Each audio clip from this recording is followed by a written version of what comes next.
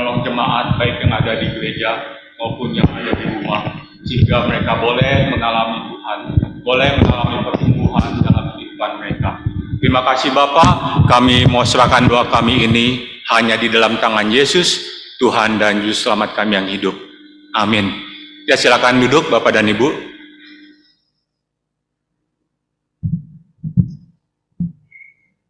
Ya, hari ini tema kita adalah dimerdekakan untuk memperoleh kemenangan yang diambil dari kitab Imamat pasal 26 ayat 13. Saya akan membacakan sekali lagi Imamat pasal 26 ayat 13. Akulah Tuhan Allahmu yang membawa kamu keluar dari tanah Mesir, supaya kamu jangan lagi menjadi budak mereka. Aku telah mematahkan kayu kuk yang di atasmu dan membuat kamu berjalan tegak. Saudara sekalian, kitab Imamat ini adalah yang kita kenal adalah bagian dari kitab Musa, kitab Pentatuk. Kitab Imamat ini banyak menggambarkan mengenai imam, mengenai korban, mengenai peraturan kesucian hidup, dan juga peraturan kesucian ibadah. Jadi kitab Imamat ini mau menggambarkan bagaimana bangsa Israel harus hidup kudus di hadapan Tuhan, dan juga bagaimana dia boleh memiliki persekutuan dengan Allah yang kudus. Karena firman Tuhan berkata, kamu harus kudus sebab aku kudus. Saudara, pada tahun 1803 ada seorang yang bernama Abraham Lincoln, dan dia pada saat itu menyampaikan pidatonya di pemakaman Gettysburg. Lalu beliau mengatakan ada dua hal yang penting ketika dia menyampaikan pidatonya. Yang pertama adalah bahwa dia akan menyatukan Amerika yang waktu itu sedang berperang, perang saudara. Dan yang kedua adalah dikatakan bahwa dia akan membebaskan perbudakan orang-orang kulit hitam. Dan ternyata benar, saudara. Ketika dia menjadi presiden Amerika, maka Amerika itu menjadi satu. Ketika dia menjadi presiden Amerika, maka itu orang-orang kulit hitam yang tadinya sebagai budak, yang tadinya mengalami penindasan, mengalami kesedihan hati, tetapi sekarang telah dimerdekakan, telah dibebaskan. Makanya setiap tanggal 19 Juni itu di Amerika diadakan perayaan Hari Emansipasi. Yaitu hari apa? Yaitu hari untuk mengingatkan mereka, orang-orang kulit hitam di Amerika. Dulu mereka itu adalah budak. Dulu mereka dibawa dari Inggris ke Virginia dan dijadikan budak. Dan sekarang mereka telah dimerdekakan. Mereka telah dibebaskan dari perbudakan. Sehingga apa, saudara? Sehingga mereka mempunyai hak yang sama dengan orang-orang kulit putih. Jadi mereka free, mereka bebas. Tidak ada lagi penindasan dalam kehidupan mereka, karena mereka sudah dibebaskan dari perbudakan. Bapak dan Ibu, tadi ayat yang kita baca, ayat 13 itu, mengingatkan kita kembali kepada kitab Keluaran. Ya, jadi mengingatkan kita kembali kepada kitab Keluaran ketika kelaparan terjadi melanda begitu hebat bangsa Israel. Maka dikatakan bahwa Yakub dan keluarganya pindah ke Mesir. Ya, mereka datang sebagai pendatang dan mereka tidak membawa apapun, hanya badan mereka yang bawa. Dan singkatnya ketika mereka tiba di Mesir, lalu mereka bertemu dengan Yusuf. Ya, ketemu dengan Yusuf, putra yang sangat dikasihi oleh Yakub. Dan singkat katanya, Yusuf memelihara kehidupan keluarganya yang pindah dari Israel. Dan Yusuf juga memberikan daerah yang namanya Goshen, daerah yang begitu subur, yang begitu makmur, penuh dengan rumput, sehingga bangsa Israel boleh tinggal di daerah ini. Mereka tinggal di sana selama beratus-ratus tahun, beranak pinak di sana, dan menjadi besar populasinya. Dan keadaan orang-orang Israel ini sudah enak, ya. Mereka sudah tidak mengalami yang merasanya kesedihan hati lagi. Mereka sudah tidak mengalami kelaparan lagi. Yang penting mereka sudah enak secara jasmani. Dan lambat laun mereka mungkin berpikir, kalau begitu Mesir inilah yang akan menjadi negeri mereka. Mesir inilah yang akan kita diami bagi anak cucu kita, yang akan kita tinggali selama-lamanya. Tapi kisah itu tidak berhenti sampai di situ, Bapak dan Ibu. Karena dikatakan bahwa ada seorang raja baru yang tidak mengenal Yusuf dengan jasa-jasanya. Dan ketika raja itu melihat populasi bangsa Israel begitu besar, maka raja ini menjadi takut. Oleh karena kalau bangsa Israel ini populasinya menjadi begitu besar, jangan-jangan nanti bangsa Israel akan mengkudeta. Jangan-jangan bangsa Israel akan merebut Mesir. Makanya sebelum hal itu terjadi, maka raja yang baru ini memerintahkan menjalankan strateginya. Yang pertama adalah dikatakan bahwa bayi-bayi yang baru lahir dari keluarga Mesir harus dibunuh. Dan lelaki-lelaki yang berasal dari keluarga Mesir harus bekerja keras. Mereka harus ditindas. Mereka tidak boleh senang-senang saja. Tetapi dalam keadaan menderita inilah bangsa Israel datang kepada Tuhan dan berseru kepada Tuhan. Dalam penderitaan inilah bangsa Israel diingatkan bahwa Mesir itu sebenarnya bukan tanah perjanjian. Mesir itu bukanlah tanah yang akan didiami selamanya. Tetapi tanah yang dijanjikan kepada Musa dan kepada Abraham dan keturunannya adalah tanah Kanaan. Lalu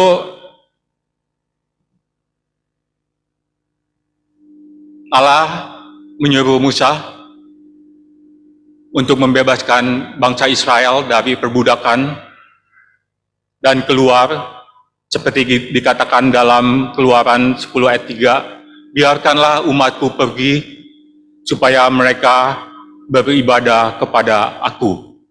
Nah, Bapak dan Ibu, apakah Allah tidak mendengarkan seruan umat pilihannya ketika umat pilihannya sedang mengalami penindasan? Ya, Allah mendengarkan. Apakah Allah tidak memperhatikan kesengsaraan umatnya? Ya, Allah memperhatikan kesengsaraan umatnya. Lalu apakah Allah tidak menyertai umatnya? Allah menyertai umatnya. Sebab firman Tuhan katakan, akulah Tuhan Allahmu yang akan membawa engkau dari Mesir. Aku yang akan membawa kemenangan bagi umatku. Jikalau kamu hidup menurut ketetapanku, jikalau kamu tetap berpegang kepada perintahku, dan kamu melakukannya. Jadi Bapak dan Ibu, Allah lah yang telah membawa mereka keluar dari Mesir, dan memimpin mereka kepada kehidupan yang baru, kehidupan yang dibebaskan, kehidupan yang dimerdekakan dari perbudakan, melalui ketaatan kepadanya. Dan Allah telah mematahkan kayu kuk. Ya saudara, mungkin kita sering mendengar kayu kuk ya. Jadi kuk itu adalah kayak sepasang kayu tunggal yang ada talinya yang lalu diikatkan kepada ternak ya. Pada saat itu mungkin kepada lembu ya. Mungkin ada 2 kayu kuk gitu ya. Tetapi kalau kayu kuk itu adalah bagaimana hewan itu harus sama, artinya lembu dengan lembu, yang juga bebannya, beratnya sama, sehingga mereka even ya, mereka nggak ada goncelang ke kiri ke kanan. Jadi kayu kuk itu untuk menyatukan dua ternak yang sama. Jadi nggak bisa tuh. Kalau kayu kuk itu satu lembu, satu singa. Yang ada singanya akan makan lembu, ya. Tetapi dikatakan bahwa Allah telah mematahkan kayu kuk. Allah telah mematahkan penderitaan yang ada di bangsa Israel, yaitu mereka diperbudak, beban yang ada di dalam kehidupan bangsa Israel. Allah telah memerdekakan mereka dari kayu kuk, dari penindasan itu, dari penindasan yang sungguh membuat hati mereka sedih. Tetapi Allah telah membuat mereka menjadi orang yang tegap sebagai prajurit, sehingga mereka boleh berjalan sebagai orang prajurit yang tegak. Allah telah membebaskan mereka dari penindasan. Lalu pertanyaannya, Bapak dan Ibu, bagaimana kita bisa dimerdekakan untuk memperoleh kemenangan? Yang pertama adalah satu, percaya akan penyertaan Tuhan di dalam kehidupan kita. Di dalam bukunya, yaitu yang berjudul 100 tokoh orang yang berpengaruh di dalam dunia ini, maka penulisnya mengatakan bahwa Genghis Khan ini ditempatkan di dalam posisi yang ke-21. Genghis Khan ini, mungkin Bapak dan Ibu pernah mendengar ceritanya ya. Genghis Khan ini dilahirkan sebagai seorang anak yang bernama Temujin, yang berarti besi. Ya. Tetapi apa yang kita lihat dari Genghis Khan ini? Dia mempersatukan seluruh daerah yang ada di Mongolia. Daerah-daerah yang terpisah satu dengan yang lainnya, mereka mempersatukan menjadi kerajaan Mongolia. Lalu apa yang dilakukan oleh Genghis Khan? Dia melakukan ekspansi keluar daerah. Dia menaklukkan Asia. Dia menaklukkan Eropa. Maka pada saat itu kekuasaan Genghis Khan dikatakan meliputi 2/3 seluruh dunia. Sungguh luar biasa. Tetapi pertanyaannya adalah, bagaimana ketika beliau meninggal? Maka ketika Genghis Khan meninggal, nggak ada orang yang dapat menggantikan dia. Walaupun ada cucunya ya, Kubilai Khan kali ya, yang kita ada mendengar cerita. Tetapi nggak ada seorang pun yang dapat menggantikan dia. Dan lambat laun jajahannya itu melepaskan diri satu persatu dari kekuasaan Mongolia. Dan akhirnya apa? Akhirnya Mongolia menjadi negara yang lemah. Karena apa? Karena kehilangan sosok seorang pemimpin. Lalu bagaimana dengan Israel?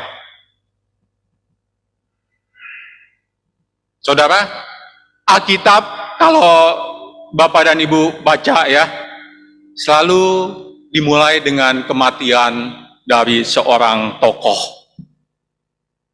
Di Keluaran 6 ayat 1 dikatakan, lalu matilah Yusuf. Di Yosua 1 ayat 1 dikatakan, sesudah Musa hambaku mati. Dan di Hakim-Hakim 1 ayat 1 dikatakan, sesudah Yosua mati. Mungkin ketika kita membacanya, inilah biasa aja, gak ada sesuatu yang wah banget. Ya mungkin ketika kita membacanya memang kelihatannya nggak ada sesuatu. Tetapi di balik itu ada firman Tuhan yang ingin katakan. Ada satu hal yang penting yang ingin dikatakan. Bahwa betapapun hebatnya seorang pemimpin, pasti mereka akan mati. Betapapun hebatnya Musa,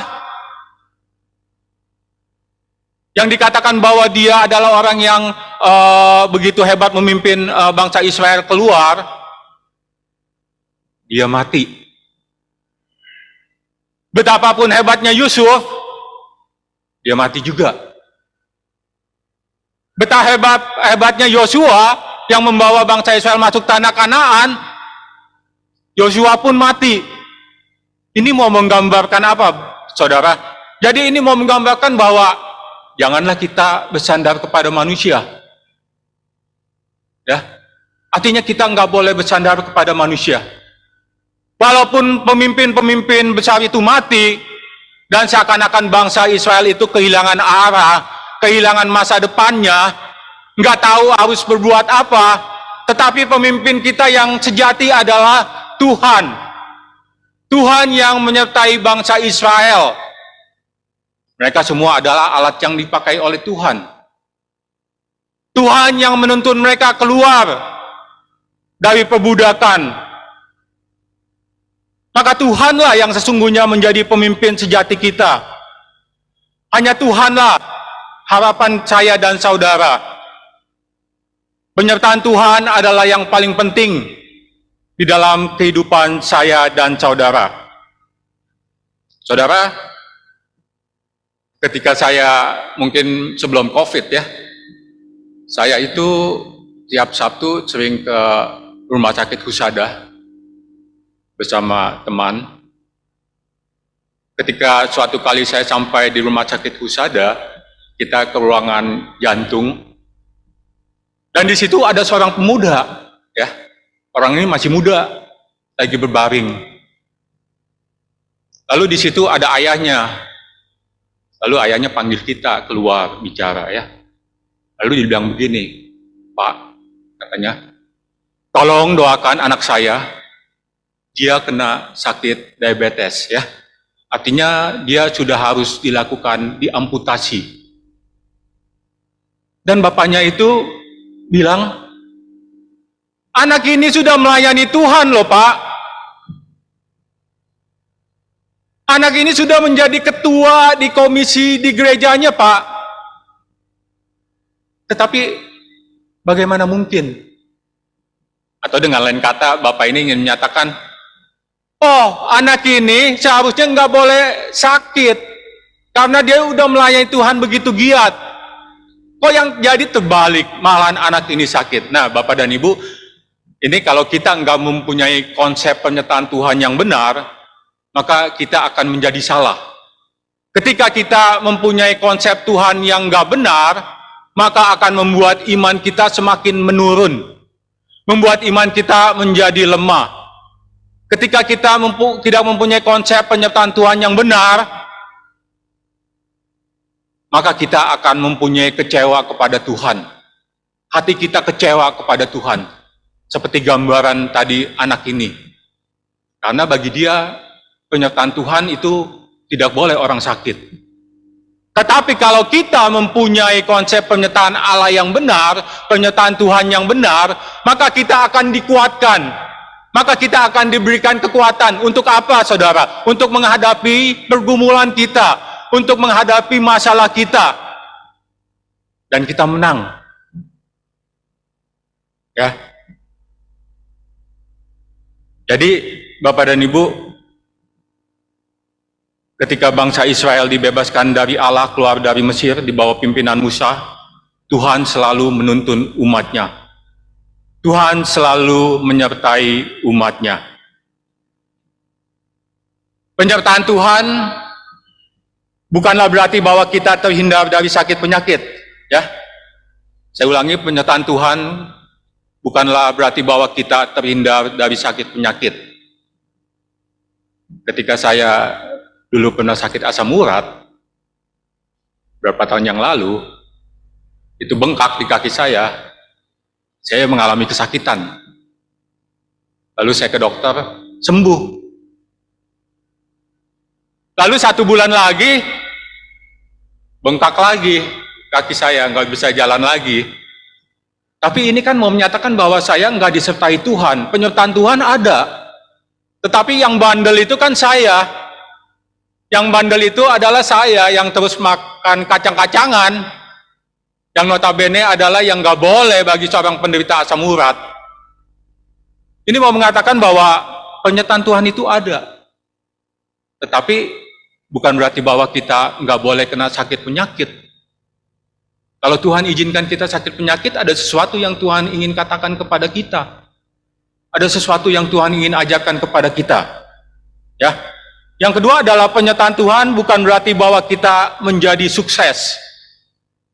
Ini seringkali dikhotbahkan di tempat ini, maupun di tempat-tempat yang lain. Penyertaan Tuhan itu tidak identik dengan kesuksesan. Penyertaan Tuhan itu tidak berarti bahwa saya dan saudara akan memiliki jabatan dan posisi perusahaan yang baik. Penyertaan Tuhan itu bukan berarti bahwa Anda mempunyai gaji penghasilan income yang luar biasa.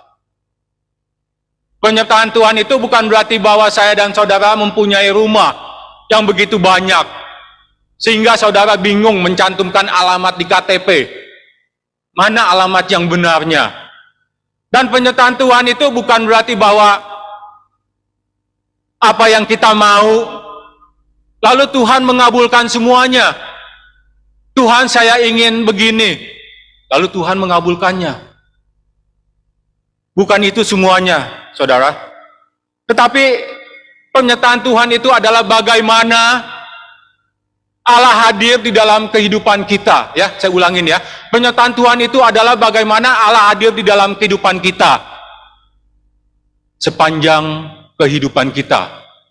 Bukan 1 tahun, bukan 2 tahun, bukan 2 tahun, tetapi dikatakan sepanjang kehidupan kita. Supaya apa? Supaya kita bisa diberikan kekuatan, supaya kita bisa mendapatkan keteguhan ketika kita mengalami pergumulan kita, ketika kita mengalami masalah kita, dan kita menjadi menang. Tetapi pertanyaannya adalah, apakah kita sedang mengalami penyertaan Tuhan? Apakah kita merasakan penyertaan Tuhan? Atau sebaliknya, jangan-jangan kita sudah jauh dari penyertaan Tuhan. Jangan-jangan kita sudah tidak merasakan kehadiran Tuhan. Jangan-jangan kita sudah menjadikan Allah sebagai yang tidak paling utama. Kita tidak menjadikan Tuhan yang menjadi prioritas dalam kehidupan kita. Yang terutama adalah yaitu hidup kita. Ya. Tapi kita diingatkan bahwa ketika kita percaya kepada Allah yang hadir, bahwa Allah akan memberikan kekuatan kepada kita. Kekuatan untuk menanggung pergumulan kita. Kekuatan untuk kita dapat menghadapi segala persoalan kita. Supaya kita dapat diberikan kekuatan. Itulah konsep penyertaan Tuhan yang benar. Ya. Lalu yang kedua, bagaimana kita dapat dimerdekakan untuk memperoleh kemenangan adalah hidup di dalam ketaatan akan Tuhan. Nah, Bapak dan Ibu, saya ketika berada di Ungaran, ketika waktu itu kilat sekali, Sabtu, ya karena hati saya begitu menggebu-gebu, saya Sabtu berangkat naik kereta ke Ungaran, Senin tes, dikatakan lulus. Sabtu saya berangkat ke Ungaran, Senin lulus, dikatakan dikabari lulus, Minggu, Senin saya langsung datang ke Ungaran. Jadi nggak ada waktu untuk preparation lagi lah, bawa baju seadanya aja lah pada waktu itu. Saya langsung ke Ungaran dan sampai di Ungaran saya tinggal lah di dorm bersama dengan anak-anak, ya, anak-anak yang masih umur mungkin yang 18-an kali ya. Jadi di sana saya ada mungkin maaf ya, yang paling tua sendirian di sana ya. Pada saat itu saya udah umur 45 tahun dan saya punya roommate. Nah, saya dapat roommate nih, saya bilang nih, lumayan saya bilang ya, ada roommate juga. Ternyata setelah saya ngomong-ngomong, lalu dia bilang dia itu pindahan dari STAA, jurusan musik ya. Lalu dia bilang dia pindah ke Ungaran. Karena di Abdiel ini kalau jurusan musik itu yang paling bagus katanya. Dan saya tanya, kamu umur berapa? Saya bilang gitu. Lalu dia bilang, saya umur 30 tahun kok. Oh, aduh, saya bilang. Saya lihat lagi, nggak ada yang seumuran saya nih. Lalu akhirnya saya lihat ada Pak Yoto. Itu papanya dari Rika yang pernah praktek di sini. Lalu saya ngomong-ngomong ke dia. Maaf mas, saya bilang ke Mas Yoto, kan kalau bahasa Jawa begitu ya, kita bilangnya Mas Yoto, saya bilang bahasa Jawa dikit-dikit, piye kabare, saya bilang gitu, dia bilang api, terus saya bilang Mas Yoto, maaf ya, Mas Yoto umur berapa? Dia bilang gitu, saya selalu tanya umur ya, jadi saya mencari teman. Lalu dia bilang, oh saya umur 45 bro, waduh, wah saya mempunyai teman nih. Waduh, lumayan saya punya teman yang paling tidak saya bisa sharing ya. Bukan berarti saya nggak bisa sharing ke anak muda ya. Saya bisa sharing ke anak muda juga. Tapi saya paling tidak ada pegangan. Oh, yang seumuran dengan saya nih, saya bisa leluasa ya. Ya. Nah, ketika di sekolah Alkitab itu biasanya ada peraturan, ada list. Jadi jam 5 pagi kamu udah harus di chapel. Antara hari Senin sampai hari Kamis. Tetapi apa yang dilakukan oleh anak-anak di sana, Bapak dan Ibu, itu kalau udah pagi-pagi itu ada kepala asrama itu yang membawa tongkat. Dia membawa tongkat sembari jalan. Dia ketok-ketok pintu. Anak-anak Tuhan, laskar-laskar Kristus, ayo bangun. Ayo, ntar dia arah sono lagi karena lorongnya ada 2. Dia ke sono lagi dipanggil. Laskar Kristus, ayo bangun. Sudah waktunya chapel. Tetapi dari sebagian kita nggak datang chapel. Sebagian dari kita nggak datang. Saya pun mungkin nyolong 1-2 kali ya, nggak datang ke chapel. Artinya ketaatan itu begitu susah. Saya melihat bahwa ketaatan itu bukan sesuatu yang mudah. Tetapi ini bukan berarti bahwa kita menyerah begitu saja ya. Tetapi kita belajar. Nah saudara, Alkitab banyak mengatakan bahwa tokoh-tokoh yang besar itu jatuh di dalam dosa. Kita lihat Musa. Musa kurang apa hebatnya? Musa itu dikatakan orang yang berhadapan muka dengan Tuhan. Musa itu dikatakan adalah orang yang lembut hatinya. Orang yang sabar hatinya. Tetapi ketika di dalam perjalanan bangsa Israel, ketika mereka telah keluar dari Mesir, dan mereka ada di padang gurun, lalu bangsa Israel ini berseru, kami haus, kami haus. Padahal bangsa Israel ini sudah melihat bagaimana Tuhan menyertai kehidupan mereka. Tuhan pimpin dengan tiang awan, tiang api. Tuhan memberikan makanan kepada mereka. Tetapi bangsa ini berseru kepada Musa, kami haus, kami mau minum. Lalu apa yang dilakukan oleh Musa? Maka Musa pada saat itu dia marah. Dia marah, dia angkat tongkatnya, dan dia pukul itu batu karang, bukit karang itu. Padahal Tuhan bilang katakan kepada Musa, kamu hanya berkata saja kepada batu karang itu, dan air akan keluar. Tapi Musa enggak, pada saat itu dia emosi. Mungkin ketika kita lihat orang yang begitu, kita juga gedek kali ya rasanya ya. Kita juga mau pukul kali ya ini orang ya. Ketika saya lihat orang sesuatu, ya kita lihat seorang dikasih tahu, nggak mau gitu, mungkin saya juga akan gedek. Saya akan jitak kepalanya kali ya. Nah Musa begini, ketika dilihat bangsa Israel yang bebal ini, maka Musa itu mengalami kemarahan yang luar biasa. Dia pukul batu karang itu. Dan batu karang itu mengeluarkan air. Oleh karena belas kasihan Tuhan. Sehingga bangsa Israel itu boleh minum. Ya, tetapi ironisnya, dengan hal ini justru Musa tidak dapat masuk ke dalam tanah perjanjian. Musa hanya dapat melihat dari kejauhan. Oh ini loh. Itu pun Tuhan mengizinkan Musa untuk melihat tanah perjanjian dari kejauhan. Ini loh tanah yang seharusnya kamu akan bawa bangsaku.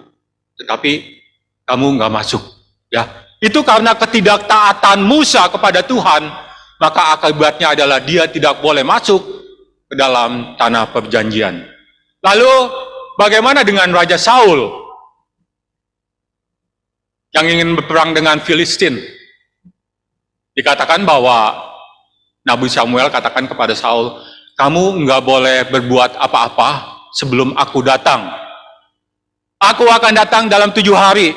Ingat ya, kamu nggak boleh melakukan apa-apa. Lalu Saul bilang, oke, itu nggak big deal ya, itu sesuatu hal yang kecil.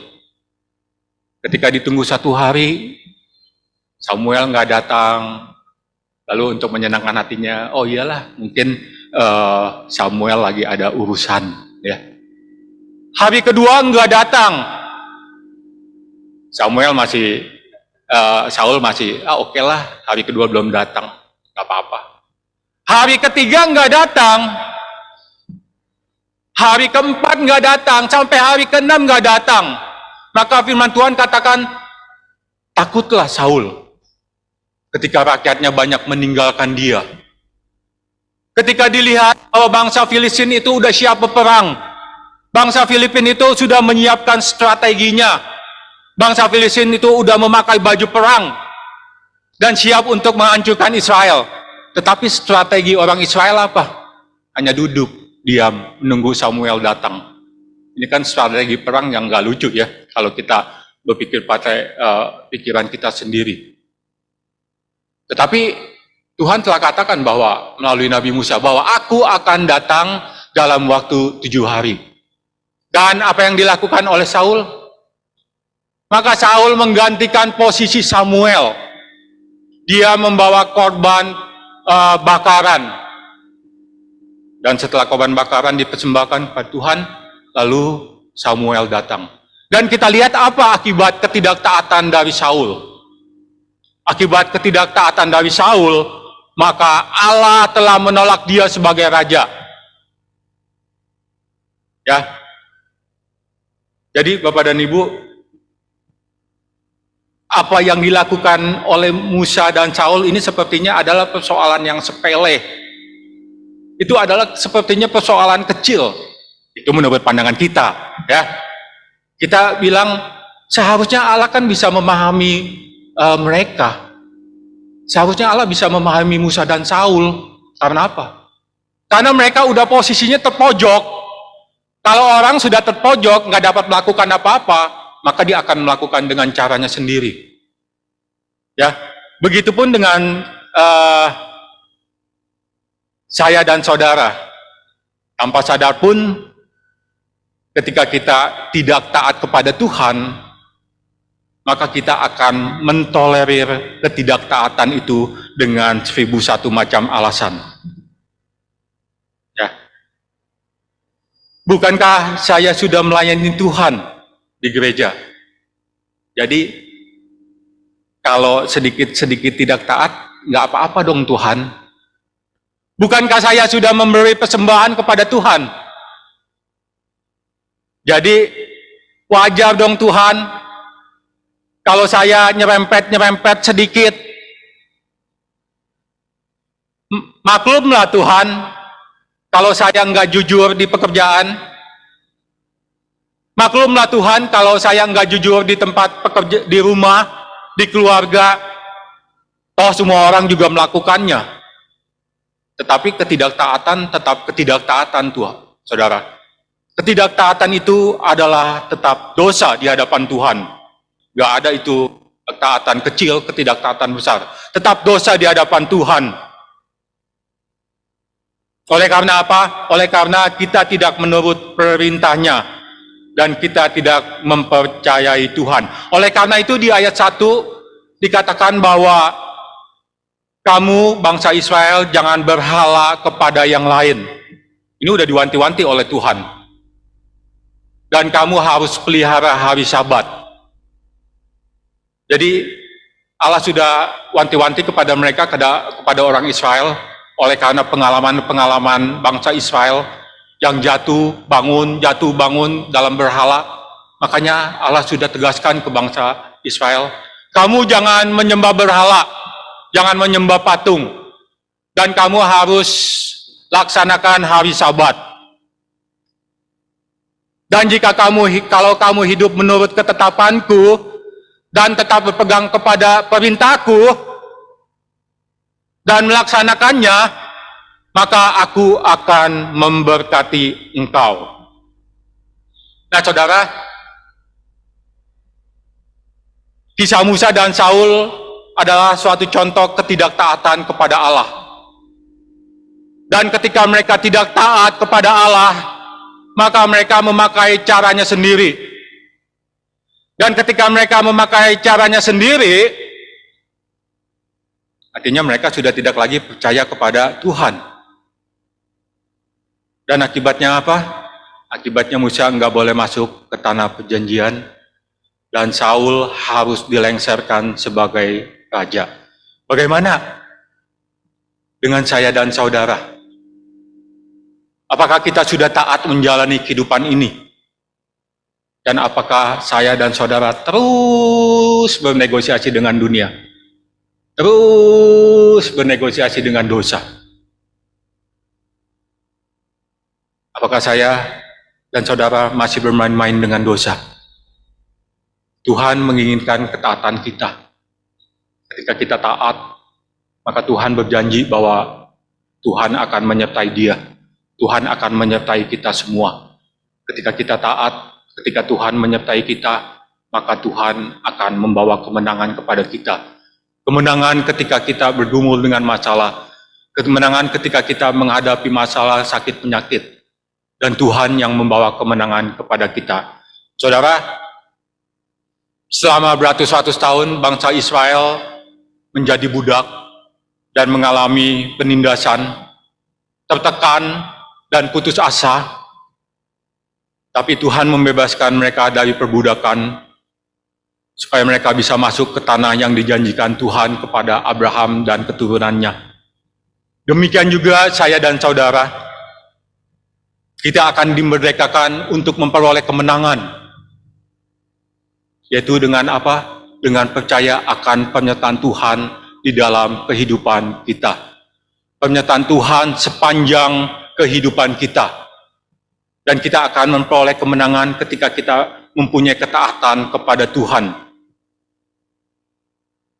Terlebih Tuhan kita Yesus Kristus. Dia melalui Yesus Kristus kita telah dibebaskan dari kuasa dosa. Kematian Kristus membebaskan kita dari kuasa dosa.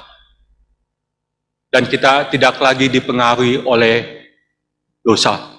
Tetapi nyatanya kita sering terlibat dalam godaan dosa. Ya. Dan ketika kita percaya kepada Yesus Kristus, maka dikatakan bahwa kita telah diangkat dari kuk.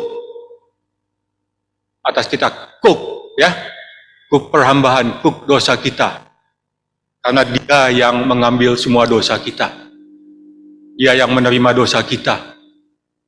Dia yang tidak berdosa dijadikan dosa oleh karena dosa-dosa kita.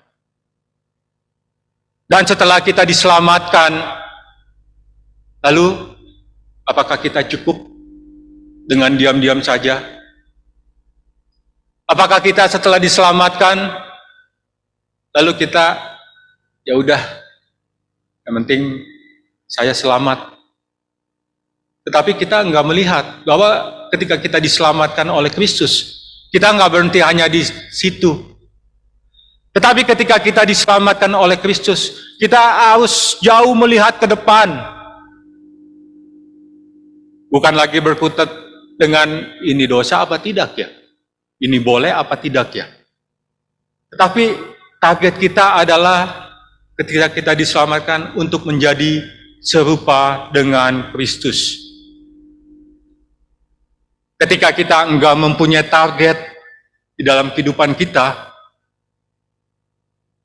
dosa-dosa yang terus ada di dalam kita enggak punya target, kita mau tunduk di bawah Tuhan, benar Tuhan, saya akan mematikan dosa-dosa kedagingan saya. Ya, ketika kita enggak punya target, maka kita akan kembali kepada dosa. Ya, saya ulangi, ketika kita enggak punya target dalam kehidupan kita, ketika saya dan saudara puas, hanya diselamatkan, lalu saudara tetap menjalankan kehidupan rutinitas dengan dosa, maka kita adalah sebenarnya orang-orang yang tidak taat kepada Tuhan.